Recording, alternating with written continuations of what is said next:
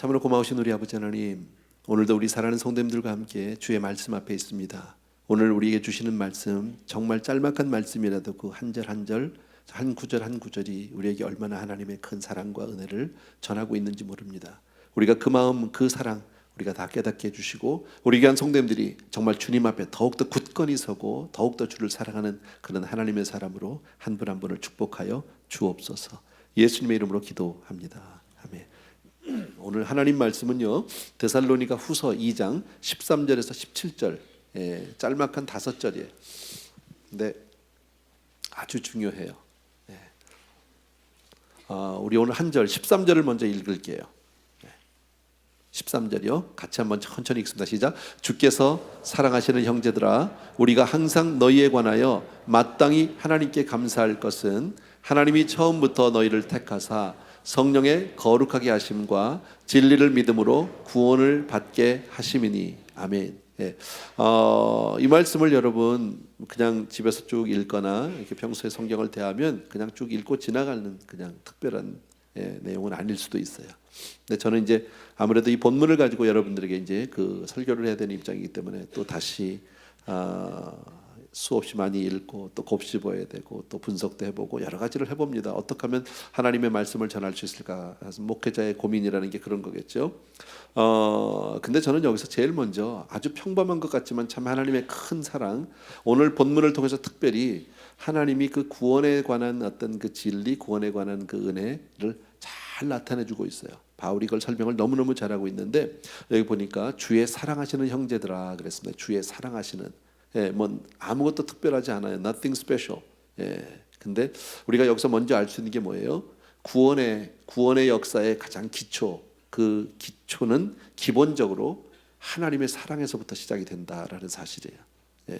오직 하나님의 사랑 안에서만 구원을 얻게 된다. 우리가 잘 아는 요한복음 3장 16절 이렇게 말씀하죠. 하나님이 세상을 이처럼 사랑하세요. 하나님이 먼저 사랑하심이 있었어요. 하나님이 우리 인생을 왜 사랑했는지는 우린 몰라요. 그런데 하나님이 우리를 너무너무 사랑하셨어요. 그래서 정말 거기서부터 우리의 구원이 시작된 줄로 믿습니다. 그러니까 우리가 이 자리에 있고 우리가 하나님을 믿고 구원을 받은 사람이라는 뜻은 먼저 하나님의 사랑을 받고 있다. 근데 그 사랑은 변치 않아요. 영원토록 변함이 없어요. 때로는 내 마음이 식을 수도 있고 내가 하나님의 품으로부터 멀어질 수 있다 할지라도 하나님의 그 사랑은 변치 않는 줄로 믿습니다.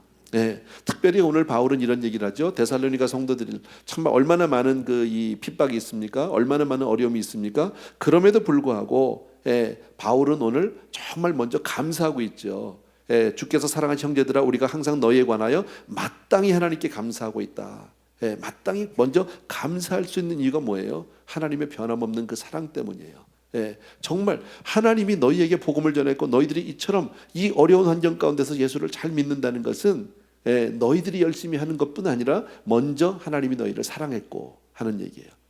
그러니까 정말 감사한 거지. 그래서 하나님 앞에 감사하다. 그래서 하나님이 처음부터 너희를 택하사 그랬어요. 오늘 본문에 하나님이 처음부터 너희를 택하사. 여러분, 하나님의 사랑이 우리를 택하신 줄로 믿습니다. 우리가 하나님을 선택한 게 아니에요. 하나님이 나를 택하셨어요.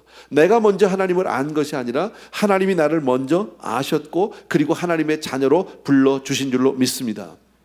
이 고백은 데살로니가 전서 1장에도 이렇게 얘기합니다. 하나님의 사랑하심을 받은 형제들아, 너희를 택하심을 아노라. 하나님의 사랑하심을 받은 형제들아, 너희를 택하심을. 하나님의 사랑이 먼저고 그 사랑 안에서 하나님이 우리를 택하셨다. 그러니까 바울은 지금 데살로니가 교회 성도님들에게 이렇게 얘기하는 거죠. 나 바울이 데살로니가에 간 거 너희도 알잖아. 너희가 불러서 내가 간 게 아니잖아. 그렇지? 내가 너희를 찾아갔던 것은 바로 하나님, 내가 간 것 같지만 아니야. 하나님이 보내서 간 거야. 그리고 또 하나 봐라. 내가 너희와 여러 해 동안 있었던 것도 아니야. 불과 3주밖에 없었잖아요. 그 짤막한 기간 동안에 너에게 그저 복음도 대강 전하고 그렇게 깊은 내용을 다 전한 것도 아닌데도 너희들이 그 핍박과 환난 가운데도 이렇게 잘 견뎌내고 참는 것을 볼 때 분명히 너희는 하나님의 사랑을 받은 자요, 하나님의 택하심을 받은 자다. 나는 그것을 분명히 믿는다. 그래서 감사한다라는 겁니다. 저와 여러분은 어떻습니까? 여러분은 정말 여러분이 먼저 하나님을 택했다고 생각하세요? 아니면 하나님이 여러분을 택했다고 생각하세요? 하나님이 나를 택해 주셨다. 왜요? 사랑하셨기 때문에. 예, 나는 하나님의 사랑받은 자다. 믿으시면 아멘. 예, 14절을 보십시오. 같이 읽습니다. 시작. 이를 위하여 우리의 복음으로 너희를 부르사 우리 주 예수 그리스도의 영광을 얻게 하려 하심이라. 여기서 아주 중요한 단어, 별거 아닌 것 같은 단어인데 굉장히 중요한 단어가 하나 있어요. 뭐냐면 이를 위하여 우리의 복음이라는 말이에요. 우리의 복음. 예. 복음이면 복음이지 뭐 우리 복음 내 복음이 따로 있나? 예, 여기서 무슨 말이냐면요, 복음은, 바울이 지금 얘기하는 이 복음이 뭐예요? 윤리도덕이 아니잖아요. 바울이 얘기하는 복음은 십자가에서 예수님이 달려 돌아가시고 저와 여러분의 모든 죄를 사하시고 돌아가신 그 사건이에요. 그리고 부활하시고, 아멘입니까 여러분? 바로 그 이야기예요. 여러분, 이 이야기를 들을 때 중요한 것은 누구든지 이 복음을 들을 수 있어요. 그런데 이 복음이 들어올 때 이것이 그냥 그랬구나, 바울이 이렇게 얘기했대, 신학적으로 그렇대, 뭐 성경이 그렇게 말한대, 그게 아니라 그것이 바로 내 이야기가 되어야 되는 거예요. 내 안에 들어와서 내 삶 속에서, 내 마음 속에서, 내 생각 속에서 이것이 남의 이야기, 어떤 피상적인 그저 어떤 지식이 아니라 이것이 내 이야기가 되어야 할 줄로 믿습니다. 그러니까 뭐예요? 2000년 전에 십자가에 달려 돌아가신 예수 그리스도가 바로 나 때문에 돌아가셨다는 사실이죠. 십자가 이야기는 바로 남의 이야기가 아니라 바로 이것은 마이 스토리가 되는 거예요. 이것을 내 복음이라고 얘기한다. 근데 바울이 정말 놀라운 것은 뭐냐면, 이렇게 내가 너희에게 가서 복음을 전했다, 나는 이 복음을 전했는데 너희들이 그것을 너희의 복음으로 받아들인 것, 다시 말씀드리면 그것을 믿어진 것. 여러분 가만히 생각해 보세요. 이 자리에 있는 우리 모두는요, 하나님의 정말 큰 사랑과 은혜를 받은 사람들이에요. 생각해 봐요. 내가 한 번도 뵌 적도 없는, 내가 있기도 전에 2000년 전에 돌아가신 그분의 십자가 사건이 왜 나 때문에 죽었다는 것이 믿어지냔 말이지. 여러분, 주님께서 십자가에서 나의 모든 죄를 사하셨다, 정말 믿습니까? 이거 믿어지는 게 놀라운 일 아니에요? 사실요, 우리가 복음을 받아들이고 하나님의 자녀가 되고 구원을 받는 이 모든 일들은, 이 은혜의 과정은 사실은 배움에서 있는 것이 아니에요. 네. 성경 공부도 하고 우리가 성경도 읽고 다 간증집도 읽고 다 하지만 그거에서 변하는 게 아니에요. 저는 분명한 체험이 있어요. 거기에 대해서 나는 정말 많은 의심이 많았던 사람이에요. 정말 참 많이 따졌어요. 어떻게 했었는지, 그냥 이 성경이 이게 틀렸어, 목사가 틀렸어, 교회가 뭐 이래, 사실 비판적이고 아주 부정적이고 아주 정말 제일 나쁜 놈이야. 그런데요, 어느 날 이게 한순간 믿어지더라고. 네, 하나님의 은혜를 주신 거죠. 근데 그 은혜 뒤에 어머니의 기도가 있었어요. 많은 기도가 있었어요. 네. 하나님이 그 기도를 다 들으셨어요. 그리고 하나님의 때에 저에게 그 은혜를 주셨어요. 믿어진 거죠. 한순간 그게 믿어지고 성령이 들어오시니까 뭐 더 이상 따질 게 없더라고. 천국이 그냥 내 집이더라고. 하나님이 아버지로 다가오기 시작하고요. 성경을 제가 다 알아서 믿나요? 아니요. 아직도 모르는 부분이 많이 있지만요, 그냥 믿어지는 거예요. 따지고 싶지 않아요. 어떤 사람들은 이거 가지고 이게 과연 성경이 맞느냐, 번역에 문제가 있는 게 아니냐, 역사적인 거증이 필요하다, 별 얘기를 다 하는데 나는 그래, 웃기는 소리 한다. 그런 게 전혀 문제가 되지 않는다라는 거예요. 여러분, 바울이 지금 말하는 게 뭐예요? 하나님이 데살로니가 성도님들, 우리들, 여러분들을 정말 사랑하셔서 여러분들을 택하셨고, 그리고 여러분들의 그 하나님의 사랑이 여러분들의 구원을 완성시켜 주실 줄로 믿습니다. 마침내 천국까지 이끌어 주실 줄로 믿습니다. 아멘. 이거죠. 예수 그리스도의 십자가 사건이 바로 내 복음이 됐다. 나는 여러분 한 분 한 분의 심령 가운데서 정말 이 복음이 여러분의 복음이 되길 주의 이름으로 축원합니다. 다른 사람의 얘기가 아니라 내 가슴에 정말 뜨거운 가슴으로 나가서 하는 내 이야기, 내 간증. 그래서 우리가 찬양 가운데, 찬송 가운데 있잖아요. 이것이 나의 간증이요. 남의 얘기가 아니라는 거죠. 내 간증인 거죠. 예수 그리스도의 십자가 사건은 바로 나의 이야기가 된 줄로 믿습니다. 아멘. 아까 우리 읽었던 13절에 보면요, 성령의 거룩하게 하심이라고 얘기합니다. 거룩하게 하심. 별로 특별한 얘기 아니에요. 여러분, 우리가 예수를 믿으면 점점 거룩해져야 하는 거죠. 그런데 이것도 내가 하는 거다? 아니다. 성령께서 하시는 거다. 내가 버릇을 고칠 수 있는 게 아니에요. 하나님이 고쳐주시는 거예요. 내가 끊을 수 있는 게 아니더라고. 하나님이 끊어주셔야 끊게 해주시는 거예요. 그래서 하나님이 내 생각과 마음과 습관을 다 바꿔주셔서 마침내 저와 여러분을 거룩하게 만들어 주실 줄로 믿습니다. 네, 성령께서요. 근데 우리가 여기서 한 가지 아실 게 있어요. 성령의 역사는 한 번에 확 달라지는 것은 없어요. 네. 우리는 되게 그런 거를 원해요. 마술적인 매지컬. 한 번에 탁 은혜 받고 나니까 짠 새 사람. 그럼 얼마나 좋겠어요. 근데 그런 경우는 없다. 여러분. 예를 들어서 세례 받는 날 혹은 성령 받았더니 그냥 완전히 새 사람 되니 그날부터 그렇게 막 그냥 그날부터 그렇게 막 성경 말씀이 그렇게 꿀송이 같이 달아서 막 읽어지고 읽어도 또 보고 싶고 막 자다가 일어나서 또 보고 싶고 막 기도를 하는데도 막 기도만 하면 너무너무 좋아서 기도하고 또 하고 막 1시간 2시간 했는데도 그걸로 모자라서 또 하고 그렇게만 되면 얼마나 좋겠냐고. 근데 그래요? 날마다 그냥 막 찬송만 부르고 싶고 막 내 입속에서만 날마다 찬송이 나오고 그럴 때도 있지요. 그럴 때도 전혀 없는 건 아니죠. 좀 있어요. 근데 계속 가요? 아니잖아요. 그죠? 가끔은 그죠? 가끔 우리가 세상 것도 좋아하고 유행가도 부르고 싶고 성경책이 그렇게 눈에 잘 안 들어오기도 하고 있잖아요. 그죠? 그렇게 날마다 우리가 한 번에만 딱 변했다면 교회가 지금 이렇지는 않지. 안 그래요? 다 은혜 받은 사람이 얼마나 좋겠어요. 여기가 거의 천국이겠죠. 아직 은혜 받지 못한 몇몇 사람만 제외하고 너무너무 완벽하니까 한 번에 싹 변하니까. 근데 그렇게 되지가 않는다라는 거예요. 성령의 역사는요. 말씀을 듣는 가운데 기도하는 가운데 고민하고 갈등하면서 하루하루 신앙생활하는 가운데 조금씩 달라지게 되는 줄로 믿습니다. 서서히 인격이 달라지기 시작을 하는 거예요. 근데 지나고 보니까 주께서 하셨어요. 인정하세요? 주께서 하셨어요. 성령께서 나를 변화시켜 주셨어요. 이게 성령의 역사예요. 내가 하는 게 아니라 성령께서 해주시는 줄로 믿습니다. 그러니까 성령의 역사는 다른 말로 얘기하면 성도의 성결한 생활을 통해서 정결한 삶을 통해서 하나님의 역사가 나타나게 된다라는 사실을 믿으셔야 합니다. 또 오늘 본문에서 13절에서 이런 얘기하죠. 진리는 믿음으로 구원을 얻게 하십니다. 그랬습니다. 진리는 믿음으로, 믿음이라는 단어가 나왔습니다. 여러분 한번 따라합시다. 믿음은 하나님이 주시는 선물이다. 믿음은 내가 만들어내는 게 아니에요. 내가 막 그냥 힘을 내서 얻어내는 게 아니에요. 믿음은 하나님의 선물이에요. 그래서 아주 중요한 거예요. 그러니까 믿으면 사실 달라져요. 믿으면 사람이 믿는 쪽으로 가까이 가게 되어 있고요. 그쪽을 향하게 되어 있고 내 몸이, 내 삶이, 내 생각이 그쪽으로 가게 되어 있어요. 예를 들면 커스코는 싸거든요. 그러니까 가잖아. 걸음이 달라진다고. 그게요. 세상 것도 그런데 하나님에 대해서 확실한 믿음이 생길 때 내가 주님께로 자꾸 관심이 가고 그쪽으로 가까이 가는 것은 지극히 당연한 일이에요. 그러니까 믿음이 생기면 교회를 가고 싶어지고요. 성경 공부도 해보고 싶고요. 기도 모임에도 가고 싶고 구역 모임도 가고 싶고 그렇게 되는 거예요. 여러분 한 가지 우리가 신앙생활 하면서 여러분이 하나님의 말씀을 들을 때 그게 믿어져요. 여러분이 정말 기도하고 읽을 때 그게 믿어져요. 그러면 복 받은 줄 아셔야 돼요. 아멘.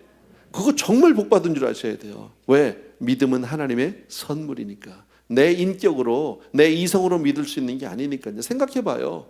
여러분 2000년 전에 동정녀의 몸에서 태어난 처녀가 난 애가 내 구세주야. 그리고 십자가에서 달려 돌아가셨는데 다 그게 나 때문에 돌아가셨어. 그리고 사흘 만에 부활하셔서 다시 오실 거야. 뭐 구원의 복음의 내용.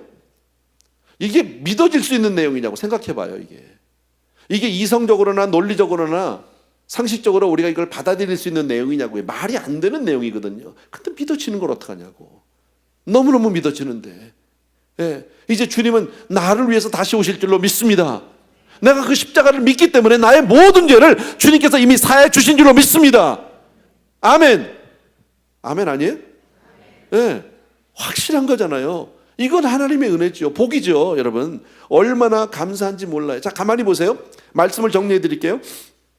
하나님이 먼저 우리를 사랑하셨어. 왜 사랑했는지 we don't know. 몰라.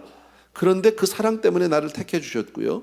사랑 때문에 하나님이 나를 구원해 주셨고 그리고 나를 성결케 하시고 그리고 나를 믿어지게 해주셨단 말이죠. 자 처음부터 끝까지 모든 지금 13절과 14절 2절에서 모든 주체가 누구예요? 하나님이세요. 여러분 저와 여러분의 신앙의 주체는 내가 아니에요. 하나님이세요. 그래서 우리의 구원이 믿을 만한 거예요. 내가 구원의 주체라면 나라는 사람이 조석변이기 때문에 내 마음이 변하고 내 상황이 변하면 얼마든지 나는 구원을 놓칠 수도 있고 버릴 수도 있어요. 떠날 수도 있어요. 그러나 하나님이 한 번 주신 그 사랑, 영원히 변치 않는 그 사랑을 하나님과 나 사이에서 갈라놓을 자가 없는 줄로 믿습니다. 아멘. 자 그러면 우린 이런 생각을 할 수 있어요. 자, 그러면 하나님이 택하셨고 하나님이 사랑하셨고 하나님이 부르셨고 하나님이 나를 구원하시고 하나님이 다 해주시면 정말 고맙죠. 감사한데 그럼 난 가만히 있어도 되네? 할 게 없네? 예? 그죠? 난 아무렇게나 살아도 되겠네? 이렇게 좀 삐딱한 생각이 들을까요? 안 들까요? 나만 든다고 그러자고요. 일단 성도님들 잘 모르는지 15절을 보세요. 15절 같이 읽습니다. 시작. 그러므로 형제들아 굳건하게 서서 말로나 우리의 편지로 가르침을 받은 전통을 지키라. 아멘. 예. 바울은 지금 15절에서 뭘 얘기하고 있느냐면요. 자, 아까도 얘기한 대로 방금 얘기했던 참 모든 것을 하나님이 다 하시고 하나님이 우리를 그렇게 구원하실 것이면 그럼 우리 할 게 없잖아. 근데 바울은 그렇지 않다라는 거예요. 그러므로 우리가 하나님의 은혜 아래서 할 일이 있다라는 것을 얘기했어요. 은혜 아래서 우리가 분명히 할 일이 있다. 두 가지를 얘기하고 있는데 그러므로 형제들아 굳건하게 서서라고. 굳건히 서서. 그럴수록 우리가 더욱더 열심히 굳건히 서야 된다라고 얘기합니다. 정신 바짝 차려야 된다. 여러분, 예수를 믿는 것 자체가 대강 그럼 아무렇게나 그냥 살아도 되겠네 이게 아니라 정신 바짝 차려서 열심히 굳건히 서서 마음과 뜻과 정성을 다해서 예수를 믿는 거. 대강 믿는 거 없어요. 그러니까요, 예수를 믿는 삶은 온 마음을 다해서 주께 열정적으로 나가는 그것이 믿음인 줄로 믿습니다. 예, 그렇게 살아야 되는 거예요. 그리고 흔들리지 말고 그 믿음에 굳게 서는데 또 하나 부탁하는 게 뭐예요? 말로나 우리의 편지로 가르침을 받은 전통을 지켜라. 말이 조금 우리식은 아닌데 말로나 우리의 편지로 가르침을 받은 전통, 예전 성경에는 유전이라고 되어 있는데 어쨌든 그걸 떠나지 말아라. 지금 그 얘기예요. 이것은 바울이 가르쳐준 복음, 바울이 쓴 그 편지를 얘기하고 있겠죠. 바울이 가르쳐준 그 말을 얘기하는 거죠. 가서 다른 데 흔들리지 말아라. 지금 이런 얘기예요. 근데 참 우리가 신앙생활 하다 보면 가끔 이런 게 있죠. 뭐 누가 특별히 뭘 깨달았다는 사람들이 있어요. 그죠? 가끔 보면 뭐 이런 말씀을 어디서 듣습니까? 뭐 여기서 뭐 이런 사람들이 있어요. 가끔 가다 보면요. 그런데 동요되지 말아라라는 겁니다. 예, 절대 동요되지 말아라. 시대적으로 보면 항상 그런 일들이 있습니다. 제가 신앙생활하면서 저는 뭐 오래 어려서부터 믿지는 않았지만 30년 좀 넘었는데 신앙생활하면서 보면 그때마다 이렇게 그 회자되는 말들이 있었어요. 제가 집사 시절에 막 신학교 들어가려고 하는 그 시절에 가장 많이 이 이민 교회 사회에서 많이 들려졌던 얘기가 뭐냐면 팀 미니스트리라는 단어였었어요. 이제는 이 시대는 혼자 목회하는 시대는 끝났다. 이제는 설교하는 사람은 설교하고 찬양하는 사람은 찬양하고 그리고 정말 교육하는 가르치는 사람은 가르치는 교육 목사가 있어야 되고 행정 목사가 있어야 되고 이게 다 팀이 돼서 그렇게 목회를 해야 그게 목회가 되는 거다라고 팀 미니스트리. 얼마나 많은 사람들이 팀 짜봤는지 몰라요. 저도 짜봤다니까요. 그래서 제가 집사 때 개척한 적이 있었어요. 3명이서 마음을 합해서 잘 안 됐어요. 막 건물을 얻어서 뭐 찬양 모임을 하네, 기도 모임을 해가지고 했는데 그래도 꽤 많이 모였었어요. 근데 잘 될 리가 없어요. 팀 미니스트리가 안 된다는 걸 내가 그때 깨달았어요. 근데 지금 보십시오. 팀으로 사역하는 사람이 있습니까? 어떻게 보면 우리 부교육자들과 저와 팀이라고 얘기할 수도 있겠지만 이거는 지금 그때 당시 얘기했던 그 팀은 아니죠. 어쨌든 팀 미니스트리 그러다가 그게 없어졌고요. 그 다음에 많이들 얘기하던 게 뭐냐면 패러다임이라는 얘기에서 생전 듣도 못한 얘기가 나왔어요. 그 얘기는 요즘에는 쓰지도 않아요. 그죠? 그 당시만 해도 패러다임이라는 단어를 안 쓰면 무식한 목사같이 들렸어. 요새 패러다임 얘기해요? 거의 안 해요. 이렇게 시대 때마다 뭔가 새거가 있는 것 같이 얘기하지만요, 바울이 오늘 얘기하는 게 뭐냐, 그런데 흔들리지 말고 가르침을 받은 전통을 떠나지 말아라 라는 겁니다. 저는 신앙생활하면서 저도 젊어서부터 뭐 30대 40대가 있었으니까요, 나 옛날에 그냥 기성 목사님들 같이 그렇게는 안 한다, 목회를 뭐 이렇게 안 한다, 뭐 나는 이렇게 하겠다. 처음에 제가 개척하면서 처음부터 같이 하신 분들 아마 기억하실걸요. 제가 성가대 안 한다고 그랬잖아요.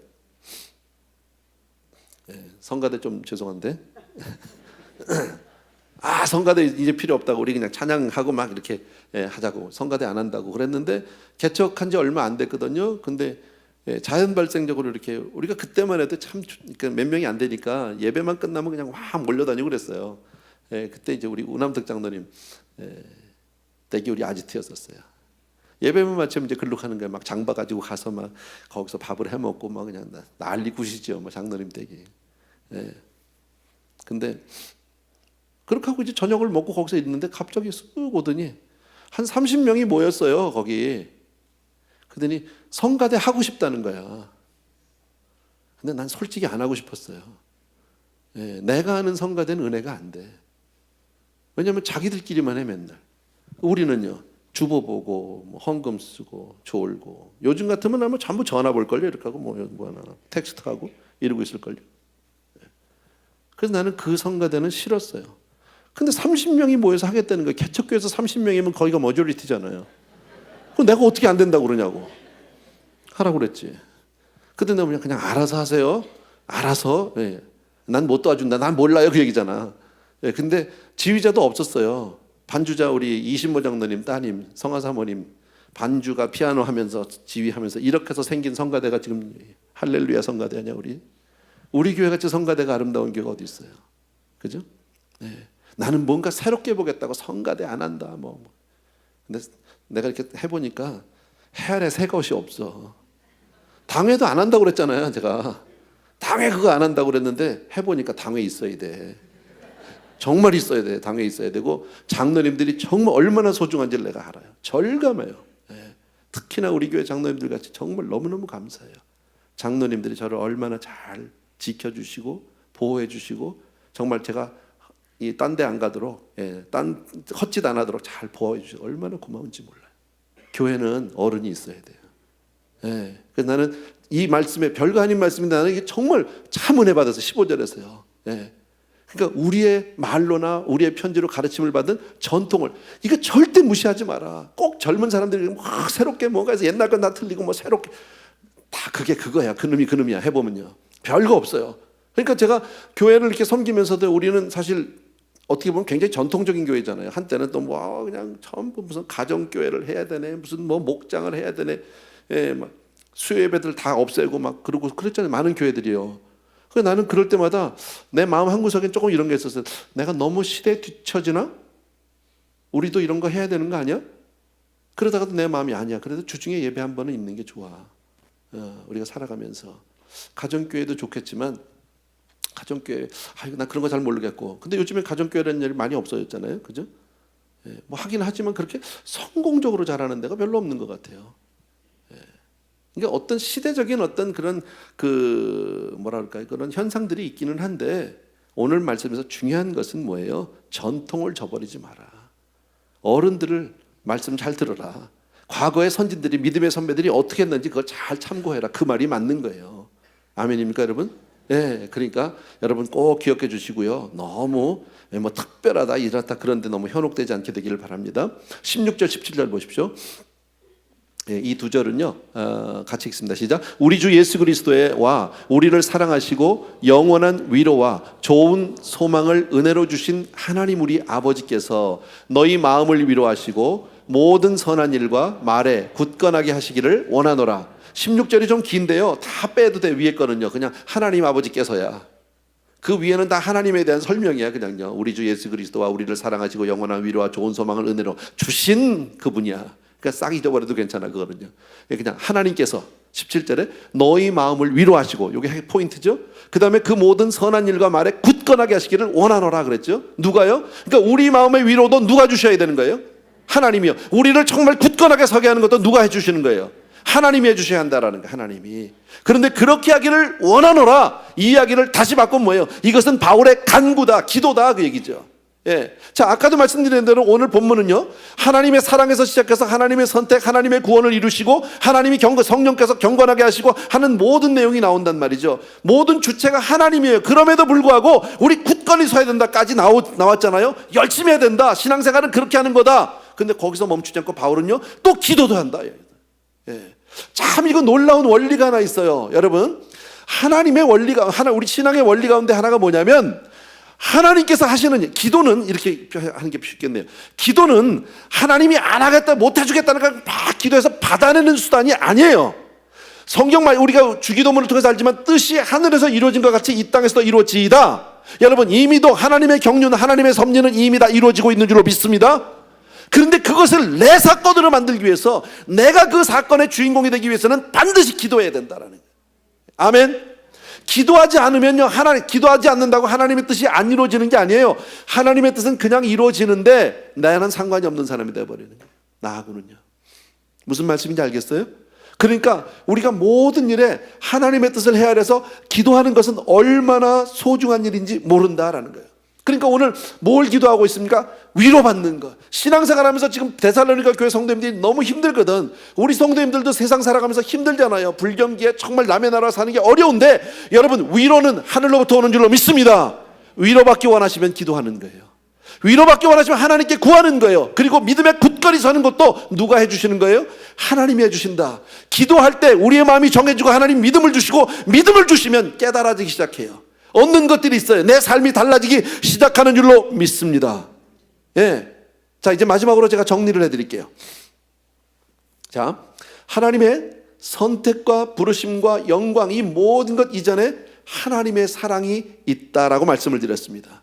그 하나님의 사랑은 결단코 우리를 놓지 않고 영원하리라고 믿습니다. 예. 그 사랑이 우리를 붙들고 있는 거예요. 얼마나 감사한 일인지 몰라요. 왜 은혜를 받았습니까? 이게 어떤 은혜를 받은 겁니까, 우리가? 그죠? 내가 뭘 한 게 있다고요? 내가 남보다 뭘 그렇게 대단한 게 있다고요? 그럼에도 불구하고 하나님이 왜 사랑했는지는 모르지만 그 사랑 때문에 저와 여러분이 온전한 구원과 영광을 돌리게 되는 줄로 믿습니다. 예. 자, 그것을 성경에서 누누이 말씀하고 있다. 많은 사건에서 그것을 확인시켜주고 있다. 우리가 잘 아는 탕자 이야기요. 예, 아버지 집을 떠났어요. 아버지를 아프게 했어요. 그리고 나가서 정말 비참하게 돼서 오갈 곳 없어서 다시 아버지를 기억하고 돌아서면서 이 아들은 어떻게 얘기합니까? 혹시 아버지 집에서 내가 아들이라 일컬음을, 난 도저히 이제 자식이라고는 못하겠어. 나도 정말 체면이 있지. 예, 그냥 나를 종놈 중에 하나로 밥이라도 먹여주면 좋겠다는 마음으로 돌아가요. 근데 정작 집에 돌아가니까 아버지는요, 묻지도 않아요. 어디서 뭐하러 왔냐고 얘기도 안 해요. 그리고 그냥 끌어안고 옷을 해고 막, 예, 잔치를 벌리고 막 이렇게 한단 말이죠. 나는 여기서요, 놀라운 것을 하나 여러분들에게 소개하고 싶어요. 한번 따라합시다. 회개의 능력. 이 회개의 능력이라는 게 엄청나다라는 거예요.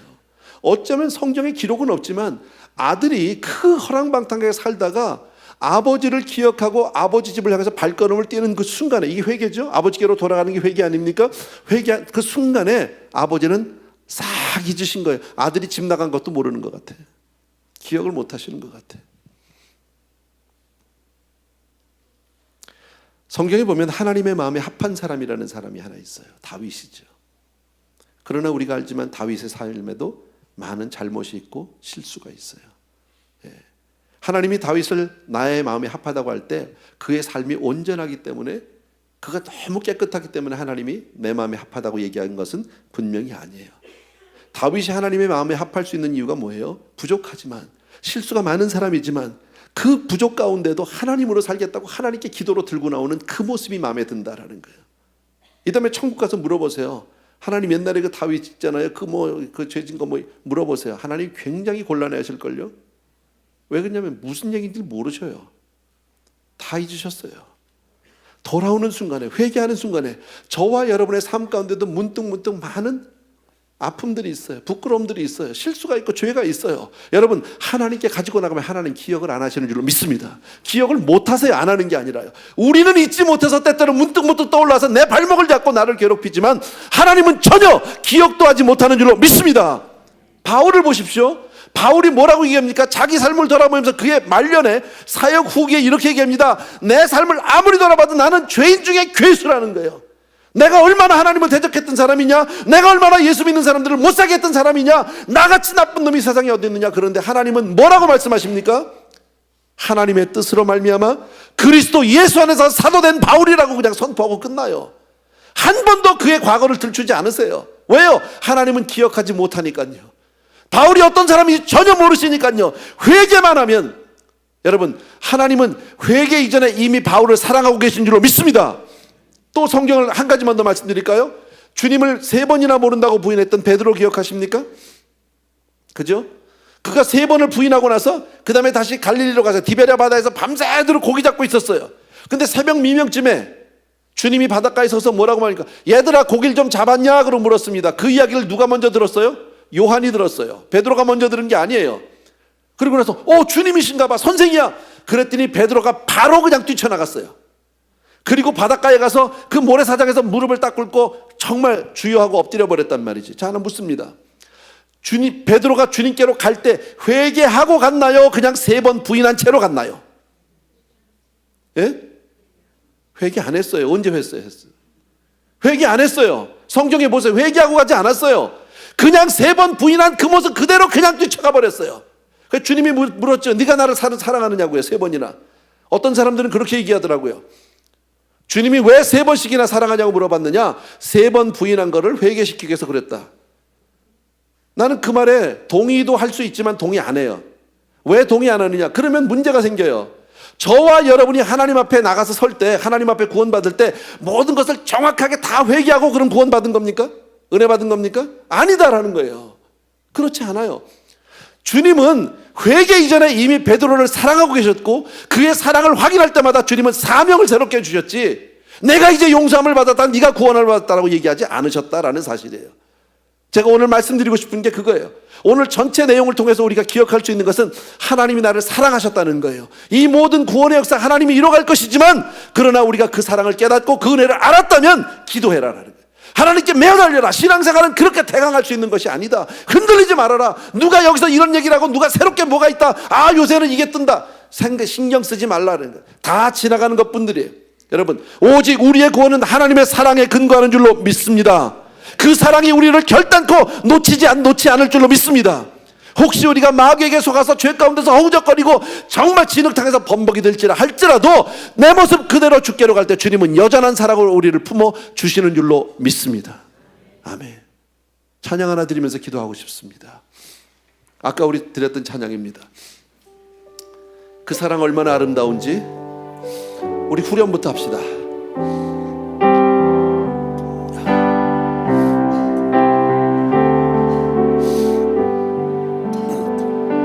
그 사랑 얼마나 아름다운지, 그 사랑 얼마나 날 부욕해 하는지, 그 사랑 얼마나 크고 놀라운지를, 그 사랑 얼마나 나를 감격하게 하는, 다시 한번 그 사랑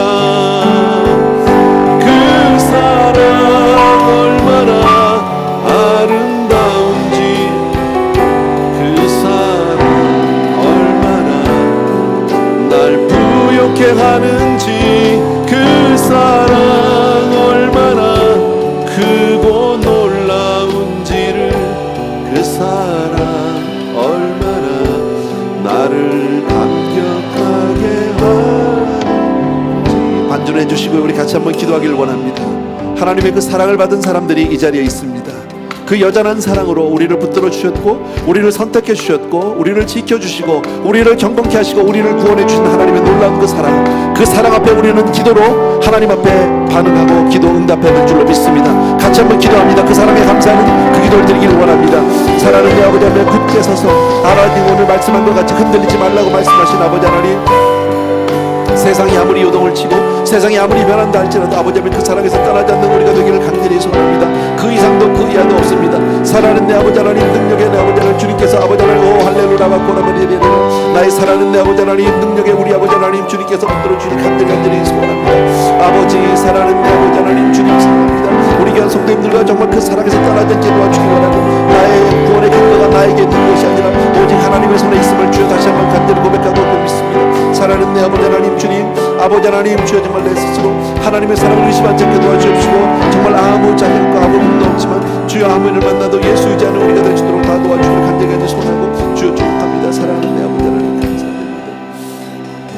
아멘. 자리에서 조용히 일어나셔서 다 표현 못해도 나 표현하리라, 다 고백 못해도 나 고백하리라, 다 알 수 없어도 나 알아가리라, 다 담지 못해도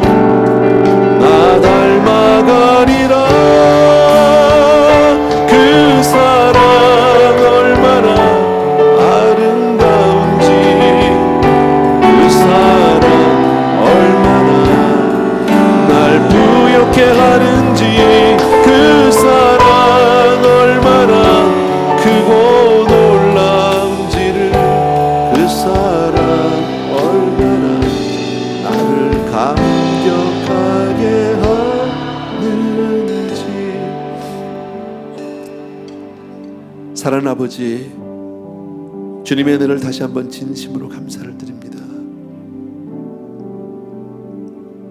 하나님의 그 사랑, 알 수도 이해할 수도 가늠할 수도 없는 그 사랑이 우리를 붙들고 우리 한 사람 한 사람을 택해 주셨고, 그리고 우리에게 구원의 선물을 주시는 주님, 아버지 하나님, 정말 그 위에 굳건히 살아가 오늘 또 한 번 우리에게 권면하십니다.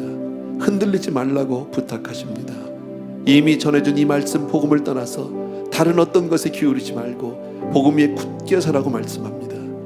모든 위로도 오직 하나님으로부터 온다고 오늘 말씀해 주고 계시는데, 사랑하는 성도님들이 오늘 이 말씀을 통해서 또 한 번 하나님을 더욱더 의지하고 주님께로 나가는 그런 귀한 삶들이 되게 하여 주시옵소서. 하늘의 위로, 성령의 위로, 하나님의 위로를 받는 사람들이 되게 하여 주시기를 원하고, 그 사랑에 늘 감격하는 우리가 되게 하여 주시옵소서. 오늘도 귀한 예배를 주심을 진심으로 감사하고, 사랑하는 성도님들이 정말 아름다운 예물들을 정마다 정성껏 준비해서 하나님께 올려드립니다. 이것이 우리의 고백이고, 이것이 우리의 삶이고, 이것이 우리의 나의 모든 것들입니다. 아버지, 받아 주시옵소서.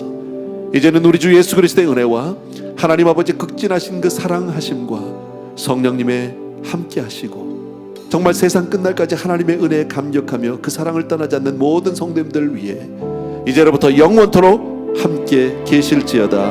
아멘.